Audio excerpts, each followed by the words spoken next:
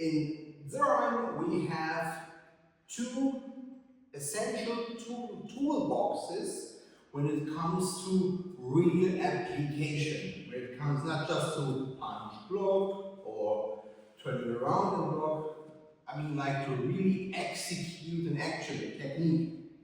And these two toolboxes are on the one side our 18 shadow hands and on the other side our 8 hammers.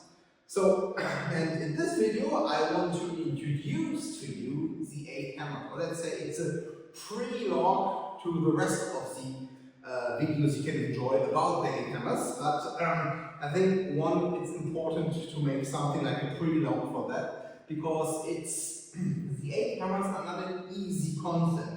I mean, they look extremely simple, but to make them work, there's a lot of work to do. So, let's go through some kind of history behind that.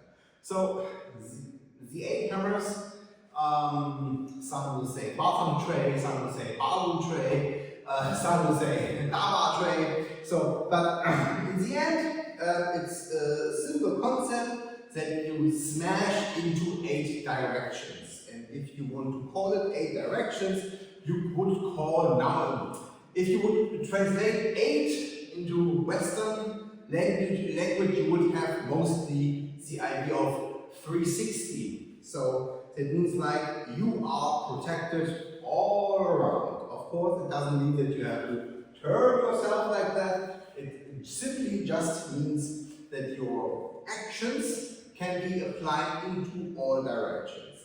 So the 8 hammers are, from that perspective, so essential to the own practice and also to the, and why does it fit so well into Ziranmen? It's because it's what I would say real Gungfa, or real Kung Fu, if you want to translate it this way. So real Gungfa or real Kung Fu, from my perspective, is not just a repetition of something. It's really to take the most simple thing, look at its possible purpose, and make it to 110% efficient for that purpose. So, and this is what you do within the hammers. The hammers, they do not look like real applications, or let's say something that you can apply directly. So it's more like that the hammers open up a spectrum of applications within a principle. For example, first hammer, 1, 2. So now one could say, hey, what's that? Grabbing, punching, and what's on? No, it's not in this manner in applications that you really grab somebody and push somebody. No, with this exercise, you, with the heavy force, I talk about in the end, but with this exercise, you are forced to stress your body in a way that the whole chain opens. That means like collarbone, chest bone, shoulder blade, lower back, quad area, hip flexors, knees, and so on. Without that tension line or the tension chain, if you want. So you cannot create something what I would call force supremacy. That means you could not overpower your opponent in a slightly different vector as he maybe reacts or attacks. So, therefore, the 8 hammers are not just something you will find in Ziranmen. For example, 3rd generation Wutai. I mean, like the character of Wushu Wutai. So, Gefulai, before he started to learn, or let's say to call himself somebody of the Wutai lineage, he was widely known, they say, in the north and in the south, for his 8 hammers. He later also described So even after he became lineage holder third generation, he later also described that the same what we say, what I mostly say. Forms are useless, 8 hammers are enough. Let's simplify it like this. Of course, it's very simplified and so on. He said a lot of other things too, but this is somehow the core message behind it. So, the practice of the 8 hammers are not that you stand at one point and go to all 8 directions. You could do that. This is possible. This is something what would be possible, but what we call it or let's say single movement exercise. So you literally have one motion and you repeat that. 1, 2. So you go in the roots, and this is how you practice them. It's like an extremely boring practice, but on the other side, because of your positioning of your hands and your shoulder, and because of the drag in your end points, that means like fingertips, toes, and hand. It may be boring from the outside, but exhausting to exercise them correctly. So, now let's come to a very essential point behind the 8 hammers and why are they called hammers at all. Of course, traditional Chinese, you hardly say da. So that means like punching. You mostly describe it as chui fa. That means like you have like a hammer in your hand and the punch must be as heavy as a hammer. Okay, so very simplified. But why the purpose is there with the hammers and why we refer to that as heavy force, or how I would describe it, immediate heavy force, or immediate heaviness.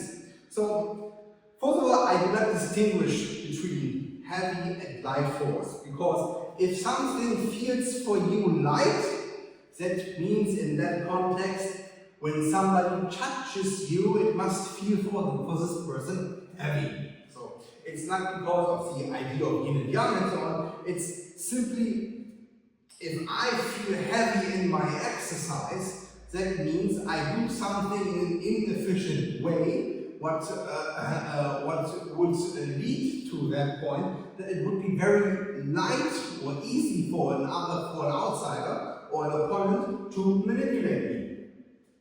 Easy point. So if I drag something from this position downward, so it's very easy for my opponent to just step back and I step forward. So the other version around, my opponent grabs me at my hands and is at this position, and therefore it's very easy for me to make him feel heavy.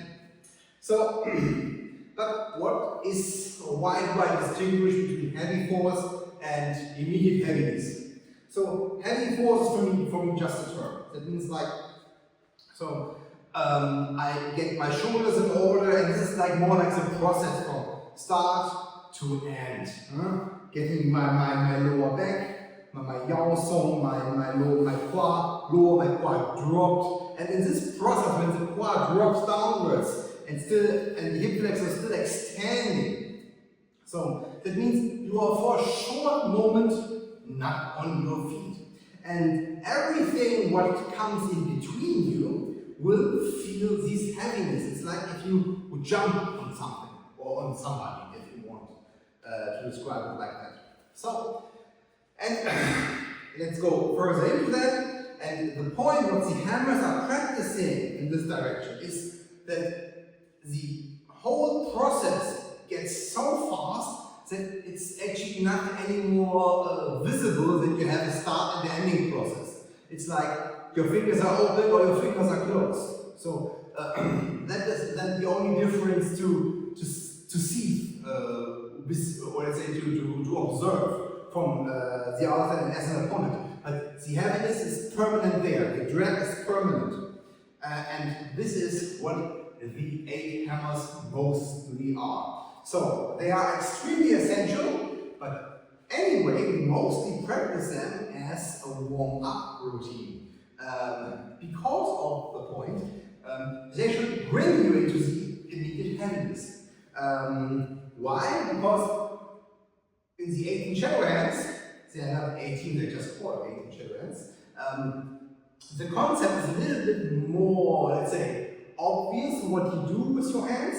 Still, you have more or less a spectrum of applications, but you do not have such a focus on immediate heaviness, immediate heavy force. So that means when you condition something, when you kung fu something into you, so then it's in, then it feels unnatural to do it a different way.